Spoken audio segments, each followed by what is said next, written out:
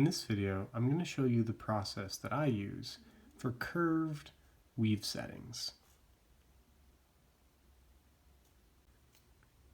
The materials that I've chosen for this project are some 3mm faceted citrines, about 3 feet of 28 gauge round, and 4 6-inch sections of 18 gauge half round. Go ahead and start by wrapping my 28 gauge around one of my 18 gauge half rounds just to start the weave.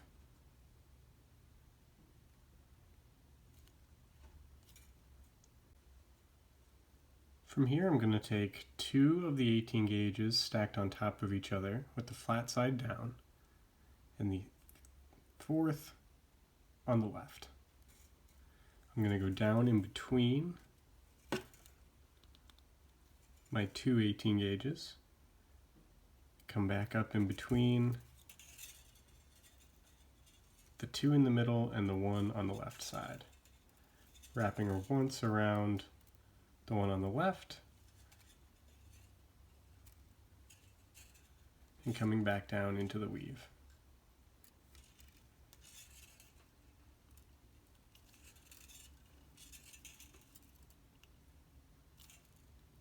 From here I'm going to go over the top of both 18 gauges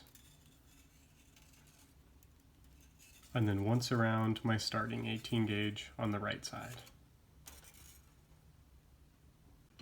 Here's a close-up of what that weave looks like.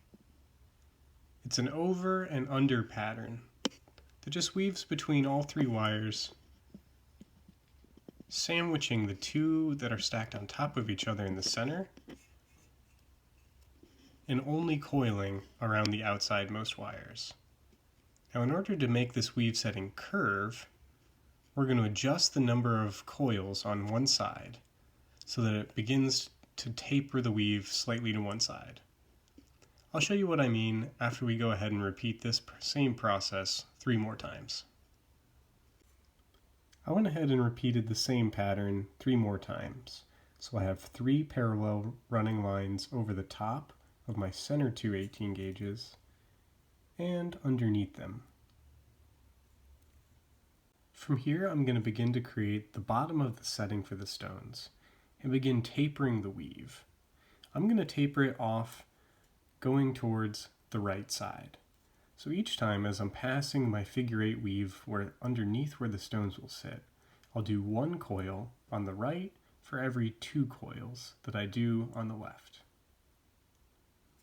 To start that weave, I'm going to go ahead and bend both of our center 18 gauges straight up and out of the way and begin the weave from there. Going down and into the center, twice around our left wire, back down into the center and around the right once. I'm going to repeat that same process, going down into the center, going twice around our left wire, and back down into the center. I'm going to repeat that same pattern until I've reached just enough space for the stone to sit on comfortably. If you want the spacing to be even between your stones, one thing that may help you is to count what I call sets. Passing from one side, coiling around whatever number of times that you need, and then passing back to your starting wire is what I call a set.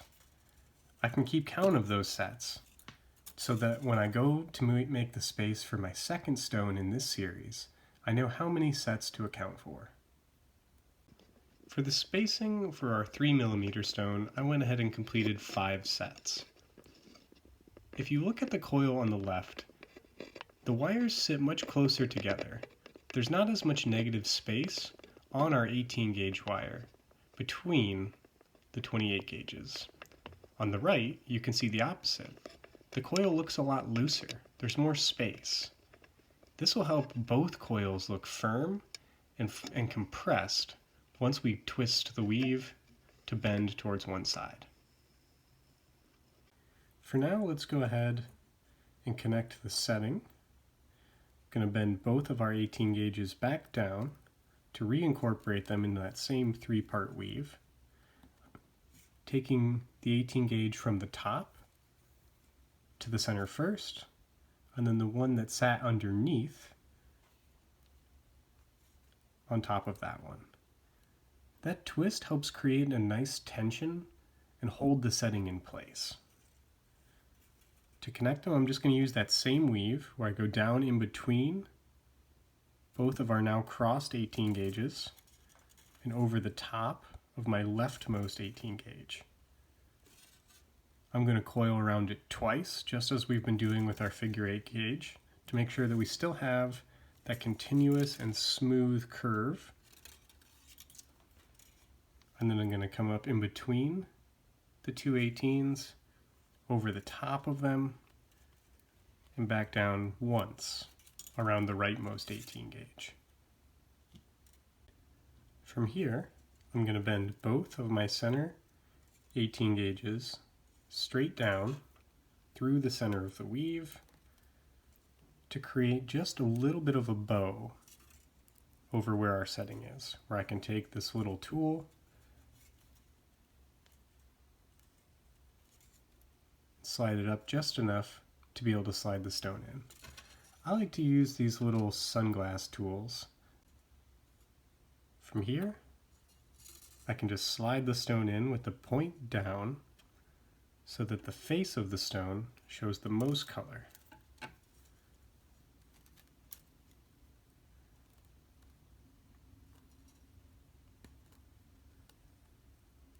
Now that I have the stone in the setting, we can go ahead and compress the wires to begin the curve. I usually like to pull each of these half rounds out to the sides as far as possible to open up that setting as much as I can so you can see as much of the stone.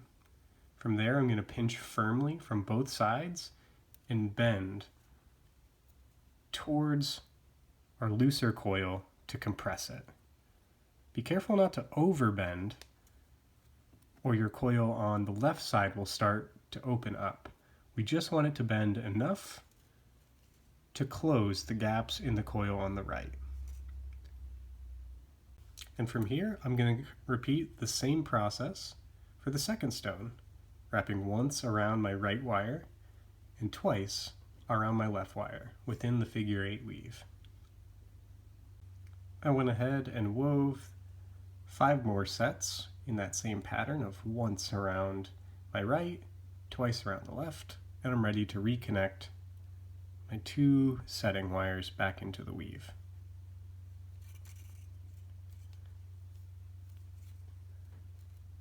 In order to do so, I'm going to take the left one, which you can see is sitting on top of the right one, cross that down,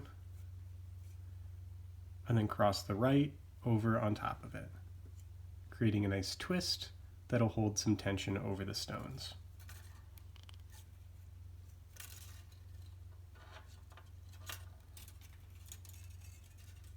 I'm going to wrap twice around the left for the weave that will reconnect them back into the setting,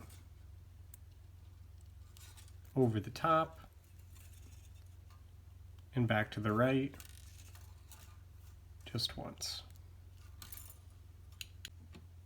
Once I've set the stone back into the weave, I can repeat the same process of pinching and twisting to compress the weave ever so slightly. Being careful not to over twist so that my left hand coil doesn't stretch out, but just enough to bring the wires on my right hand coil together.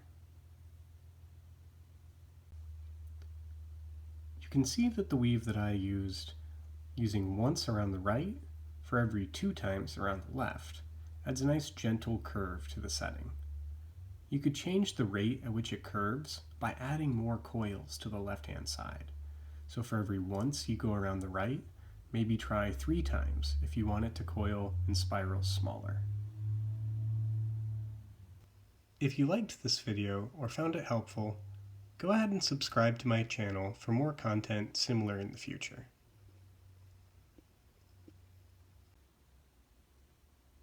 If you're interested in supporting what I do with this channel, check out my Patreon and a link in the description of the video below.